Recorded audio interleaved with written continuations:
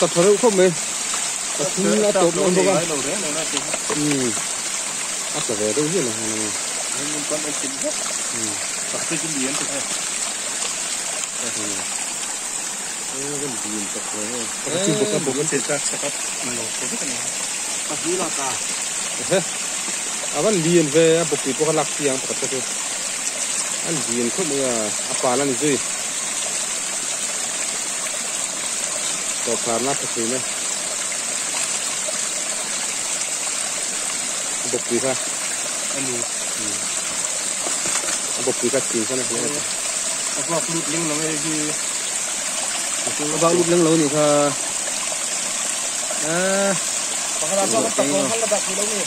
ai lưng to lâu tập bông à chứ